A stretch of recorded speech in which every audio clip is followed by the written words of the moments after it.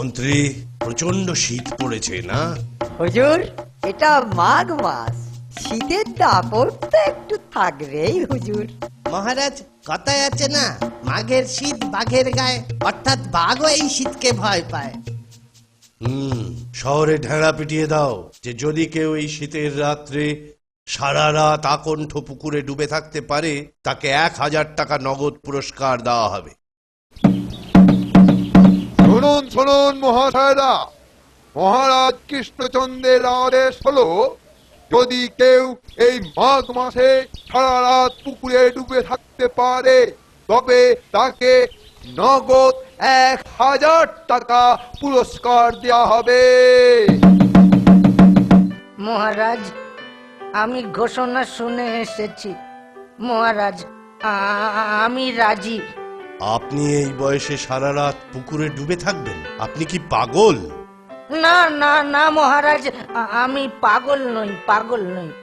আমার একটি বিবাহযোগ্যা কন্যা আছে। যদি পুরস্কারের টাকাটা পাই তাহলে তার বিয়ের ব্যবস্থা করতে পারি মহারাজ। ঠিক আছে, চেষ্টা করুন। এই সকলে সাক্ষী রইলেন, এই আমি আকণ্ঠ ডুবে থাকছি। প্রহরী ওর দিকে নজর রাখবে।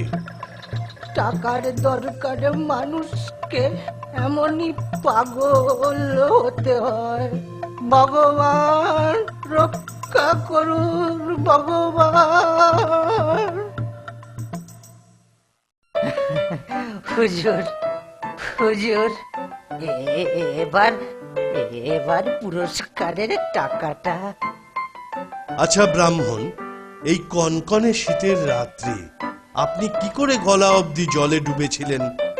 মহারাজ, মহারাজ, আকাশে নক্ষত্র টিপ টিপ করে কেমন জ্বলছে তাই দেখতে দেখতে রাত কেটে গেল।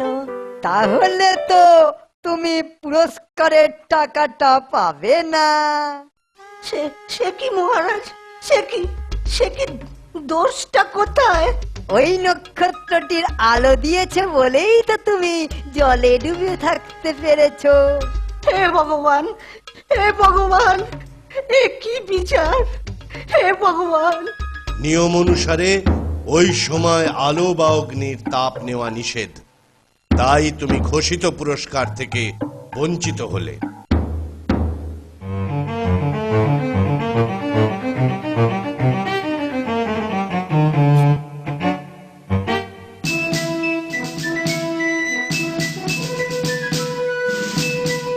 গোপাল, গোপাল, বাঁচাও ভাই, বাঁচাও ভাই। গোপাল, গোপাল, বলো তো গোপাল, এটা কি রাজার ন্যায় বিচার? গোপাল, গোপাল।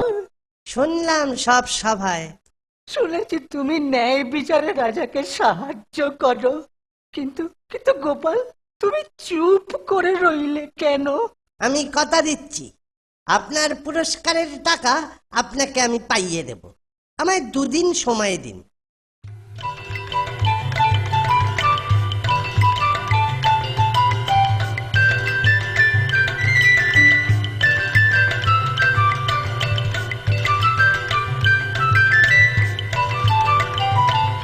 মন্ত্রী, আজ গোপাল অনুপস্থিত কেন? পেয়াদা পাঠাও। পাঠাচ্ছে হুজুর। পেয়াদা, গোপালের খোঁজ নিয়ে এসো। জি হুজুর, এক্ষুনি খবর আনছি।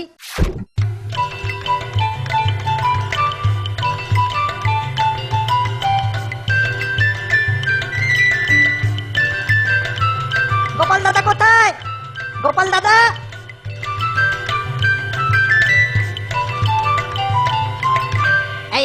এই যে, কি করছো? রাজা ডেকেছেন, এক্ষুনি চলো। তুমি রাজাকে গিয়ে বলো আমি খিচুড়ি রান্না করছি, রান্না শেষ হলেই তবে যাব। আরে, এইভাবে কি খিচুড়ি রান্না হয়? ও তুই বুঝবি না রে বাবা, যা করছি সবাই গিয়ে সব খুলে বল। কি এই অদ্ভুত কাণ্ড! আমি এক্ষুনি গিয়ে বলছি। যাই যাই, এক্ষুনি যাই।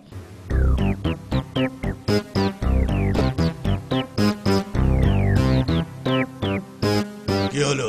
গোপাল কই? মহারাজ বলল খিচুড়ি রান্না শেষ হলে তবেই আসবে। বাড়ি থেকে কেউ নেই? হুজুর সবাই বাড়িতে আছে, কিন্তু গোপাল দাদা মাঠের মধ্যে লম্বা বাঁশ পুঁতে তার মাথায় চাল ডাল চাপিয়ে তলাতে খড়ের আগুন করেছে। অদ্ভুত কাণ্ড, এইভাবে খিচুড়ি রান্না? চলো তো সবাই গিয়ে দেখি ব্যাপারটা কি।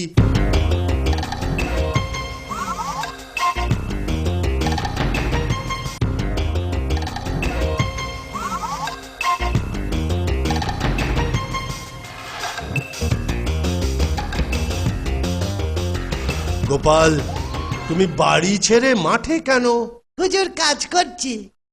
কি কাজ করছো? আগে রান্না করছি। মাঠের মধ্যে কি রান্না করছো? মহারাজ, খিচুড়ি রান্না হচ্ছে, দেখছেন না?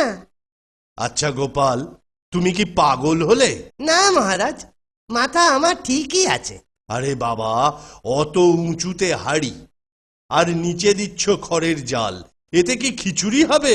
হবে মহারাজ, ঠিকই হবে। আরে বাপু, তুমি বুঝছো না কেন? এই সামান্য আগুনের আঁচ অত উঁচুতে কি পৌঁছয়?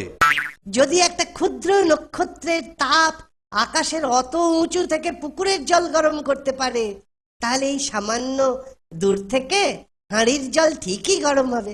তাতে কি খিচুড়ি হবে? নক্ষত্রের তাপ যদি ব্রাহ্মণের শরীর গরম করতে পারে, তাহলে এই তাপও খিচুড়ি তৈরি করে দেবে মহারাজ। বুঝেছি বুঝেছি, ব্রাহ্মণ নিশ্চয়ই তোমার শরণাপন্ন হয়েছে। ও কথা বলছেন কেন? ও রাজার ন্যায় বিচার চেয়েছে, ওর চাওয়ারটা কি অন্যায়?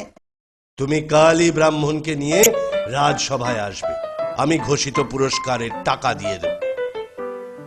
ধন্য গোপাল, ধন্য তুমি, ধন্য ধন্য।